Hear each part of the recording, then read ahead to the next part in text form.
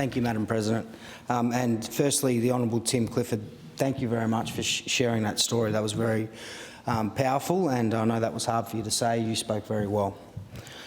Madam President, since my member statement last week regarding INPEX and some of the things that have happened out there lately with workers' rights, my office has been inundated with workers writing to me, their partners writing to me, and bringing up more very disturbing processes in the industrial relations system in our offshore industry.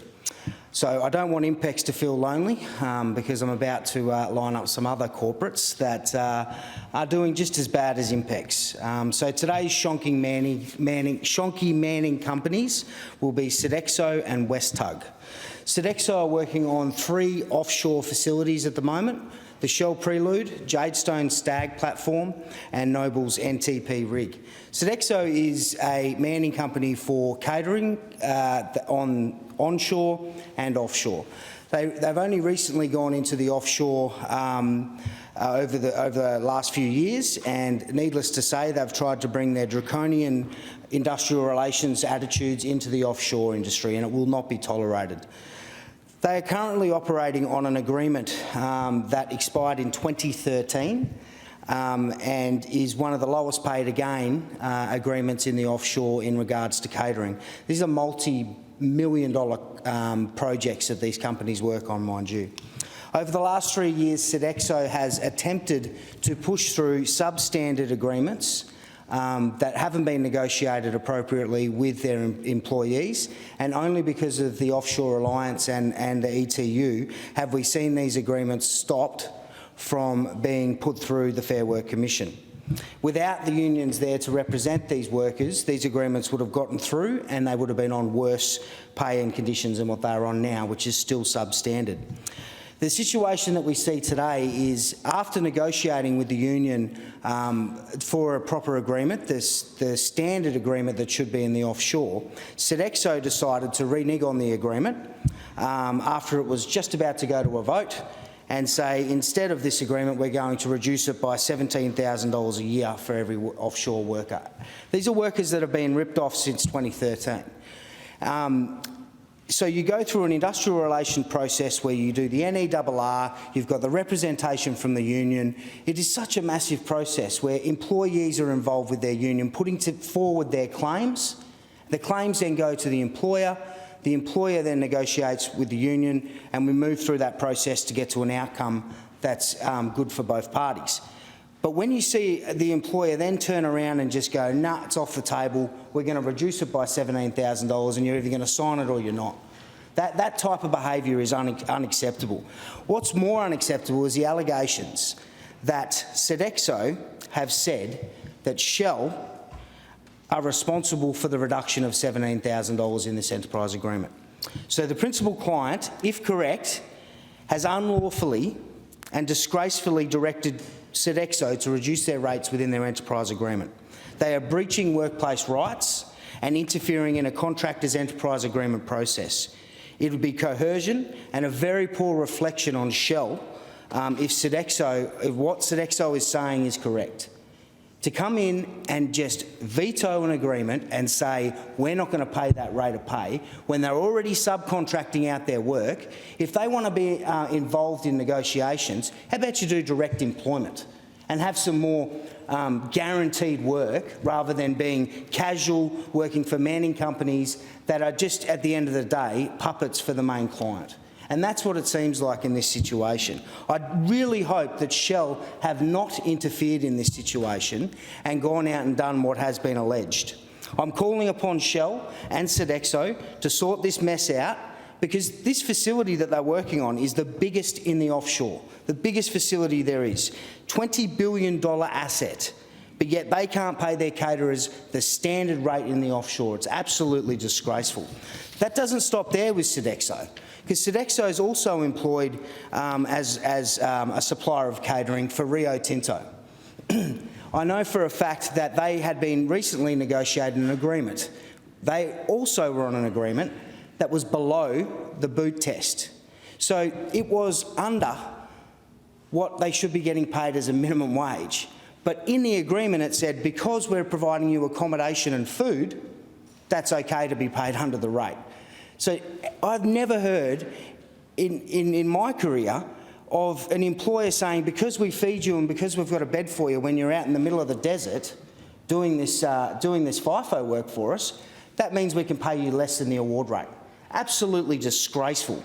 There was allegations throughout this negotiation that Sodexo stood over workers, got rid of casual workers, got rid of workers that stood up against them through the EBA campaign. Then when the employers didn't agree on the agreement, they put it out to vote anyway. There were workers sacked. Well, when I say sacked, let's be honest, they're not directly employed, so they work for Sodexo. So Sodexo can go, oh, there's no longer any work on the Rio site.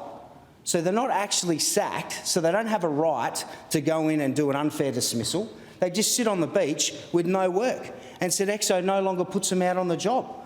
It's disgusting. You know, they should be, in my view, a social responsibility, particularly up in the Pilbara where Rio is everywhere. They should absolutely be ensuring that they have a good standard of paying conditions up there on their site. Because as I said last week, that reflects safety standards. When you have a good, secure contract, you're much more likely to have a safer workplace. So I think it's disgusting that Rio Tinto would allow that to happen, and I would be very interested to know whether or not they're going to step in and ensure that their workers get paid appropriately. But it doesn't stop there. Rio Tinto also have a subcontractor called West Tug. West Tug run tug operations for them up in Dampier. What they have been doing in this workplace is nothing short of a disgrace. They have been pushing what's called a partnership, where they would like workers to go off of an enterprise agreement and go into a partnership between the skipper, the deckhand and the engineer, so they run their own little business and it doesn't sit within an enterprise agreement. There's many reasons why they would do it. One of them is so that they don't have to deal with unions. And it's absolutely disgusting. The MUA has been pushing the point up there for many years now. But what's recently happened is there was some workers that decided one day when they were on social media, there was a post on social media, and they liked it. Simple click of the like button. And there were other workers that did it too. What did West Tug do? They sacked these 3 workers. And instantly I thought, this is a bit bizarre. That is quite extreme. So I got in contact with West Tug and I spoke to Luke Westlake around why this has happened. And I barely got an answer to start with. It was like, oh, well, we feel comfortable with what we've done. It's okay. I said, they've liked a Facebook post. I can't understand. Have they got other written warnings? Have they got first and finals? No, they don't. You know, okay, so what's going on here? So then when I finally got up the chain and got past the sausage maker, I got there and they said, well, you know, we're not going to change our mind. We're going to go with this. And I said, so out of curiosity, these guys were on the enterprise agreement. The 3 guys that you're now hiring to put them on, are they going to be on the enterprise agreement? No, they'll be on partnerships. So there is a clear line where they've said to me, we're going to put partnerships on in replacement of the enterprise agreement. And come on, let's be honest, liking a Facebook post. I asked Rio Tinto, do you endorse this type of behaviour? Oh, we just stand back, it's them, it's not us. You're the client. You're the one paying for them to be on the job. You, by standing by and letting this happen, you are saying it's okay to sack someone for liking a Facebook post. Shameful. Absolutely shameful. So when I said to the boss, I said, so what's the go with this partnerships? He goes, well, our view is we're going to put everyone on partnerships. So where we can and where people disappear, they go on partnerships. So when I said to Rio, is this your business model? Oh, look, we don't get involved in that. We just give them, you know, $1 million contracts and just let them do what they want. It's absolutely disgusting. Rio Tinto is a big multinational. They should be able to ensure that their subcontractors and their suppliers are on the same conditions that they are at Rio Tinto. And when I asked Rio whether or not they had sacked anyone for liking a Facebook post, they said no.